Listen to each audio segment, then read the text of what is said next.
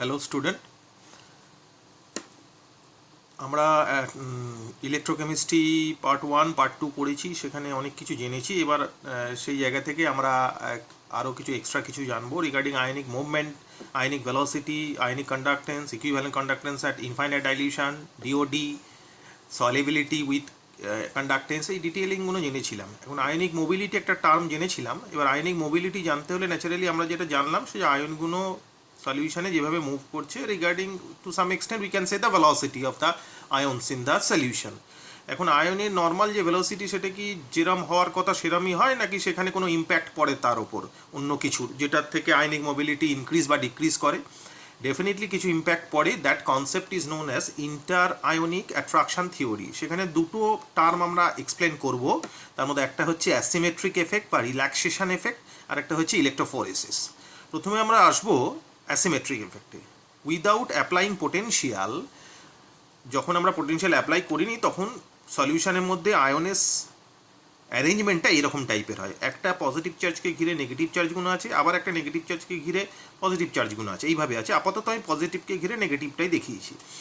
এখন যেই এর মধ্যে আমি পোটেনশিয়াল অ্যাপ্লাই করলাম, পোটেনশিয়াল অ্যাপ্লাই করলে কি হলো, ন্যাচারালি যেটা পজিটিভ চার্জ মানে ক্যাটায়ন যেটা, সেটা টুয়ার্ডস ক্যাথোডের দিকে যাওয়ার একটা প্রবাবিলিটি শুরু হলো, যেটা নেগেটিভ চার্জ সেটা অ্যানোডের দিকে যাওয়ার একটা প্রবাবিলিটি শুরু হলো। তার ফলে সিচুয়েশন, এই যে একটা সিমেট্রিক্যাল অ্যারেঞ্জমেন্ট ছিল of the negative ion atmosphere, সেই সিমেট্রিক্যাল অ্যারেঞ্জমেন্টটা এবার এসে অ্যাসিমেট্রিক হয়ে গেল, সেটা সিমেট্রিক্যাল রইল না।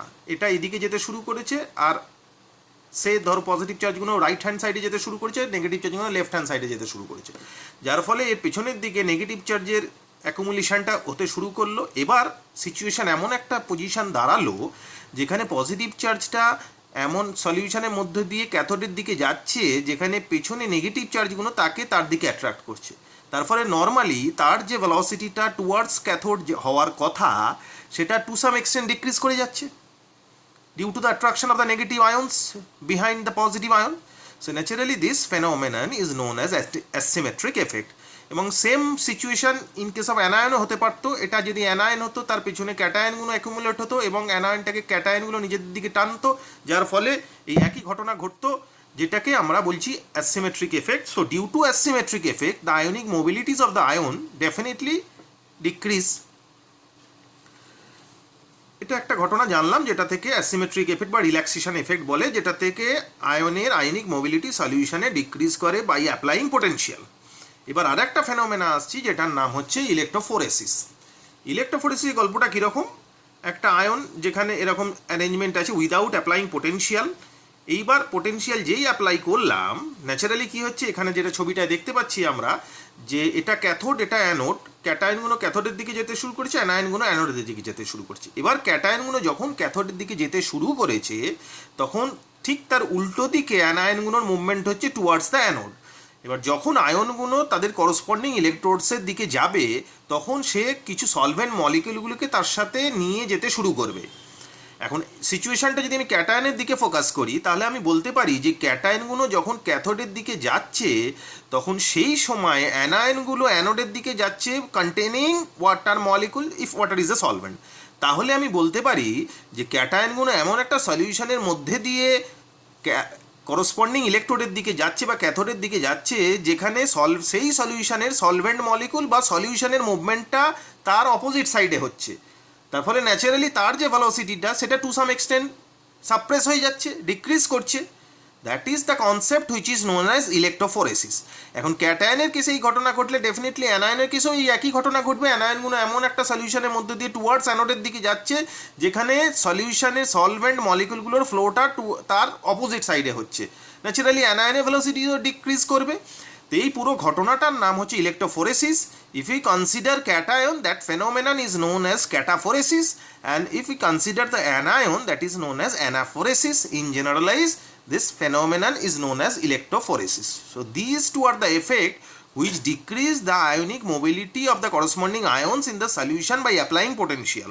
এই দিয়ে কিছু কোশ্চেন আসে পরীক্ষায়, ভালো করে কনসেপচুয়ালি বুঝবে। The concept is interionic attraction theory considering asymmetric effect or relaxation effect, আর বি হচ্ছে electrophoresis, whether it is cataphoresis or anaphoresis. Okay, এগুলো ভালো করে দেখবে। আমরা পড়ছি আয়নিক মোবিলিটি বা আয়ন্স ইন দ্য সলিউশন। তো তার ডিক্রিজ ইনক্রিজ এই ডিটেলিংগুলো ডিসকাশন করছি, যেটা আমরা করলাম আগে অ্যাসিমেট্রিক এফেক্ট, ইলেকট্রোফোরেসিস। এবার আর একটা নিউ কনসেপ্টে আসছি, এই দিয়ে প্রচুর প্রশ্ন আসে পরীক্ষায়, arrange decreasing order of velocity, increasing order of velocity, এইসব আছে। That the concept is known as hydration of আয়ন্স। We have some cations, say alkali metals, lithium, sodium, potassium, rubidium, cesium. Normally এদের যদি আমরা আয়নিক মুভমেন্ট চিন্তা করি সলিউশনে, আমাদের সকল concept যেটা সেটা হচ্ছে যে আয়নের সাইজ, প্রত্যেকটার চার্জ একই, সেক্ষেত্রে যে আয়নের সাইজ ছোট তার আয়নিক মোবিলিটি বেশি হবে, এটা নর্মাল কনসেপ্ট। কিন্তু যদি সলভেন্টটা পোলার সলভেন্ট হয়, ইন দ্যাট কেস গল্প কিন্তু আলাদা হয়ে যাবে। কেন? কারণ প্রত্যেকটার চার্জ সেম, যেহেতু লেফট সাইড থেকে রাইট সাইডে যত যাচ্ছি অ্যাটমিক সাইজ ইনক্রিজ করছে ফ্রম লিথিয়াম টু সিজিয়াম।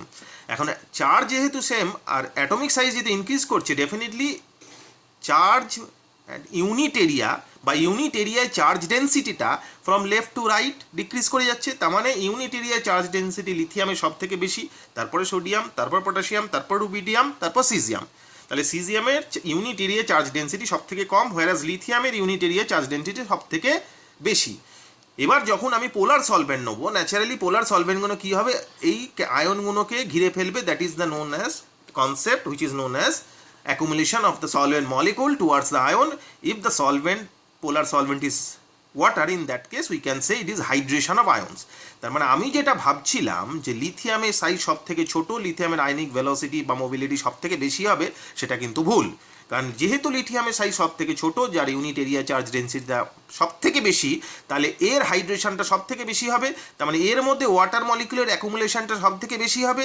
যেহেতু লিথিয়ামের সাইজ সব থেকে ছোট, তার মানে অ্যাকুমুলেশন ওয়াটার মলিকুলের সব থেকে বেশি হবে। তাহলে লিথিয়ামের সাইজ যেটা ছোট ভেবেছিলাম, due to the accumulation of water molecules, এর সাইজ আস্তে আস্তে বাড়তে শুরু করবে এবং সব থেকে বড় অ্যাকুমুলেশন যেহেতু সব থেকে এর বেশি হবে, তাহলে সাইজ অ্যাকচুয়ালি সব থেকে বড় এর হবে, provided the solution is containing a polar solvent, rather we can say solvent is water. তাহলে এর অ্যাকুমুলেশন, ওয়াটার মলিকুলের অ্যাকুমুলেশনের জন্য এর ইউনিট এরিয়া চার্জ ডেন্সিটি বেশি, অ্যাকুমুলেশন বেশি, সাইজ সব থেকে বেশি হবে। আমি যেটা ভাবছিলাম সাইজ সব থেকে ছোট, আসলে কিন্তু এর সব থেকে সাইজ বড় হবে। তার মানে লেফট থেকে রাইট সাইডে যত যাচ্ছি অ্যাকুমুলেশন কমতে শুরু করবে। তার মানে এর সাইজ সব থেকে যেটা ছোট ভাবছিলাম, আসলে সেটা সব থেকে বড়, তার থেকে এটা ছোট, এটা ছোট, এটা ছোট, এটা ছোট। We have some values of ionic মোবিলিটিস।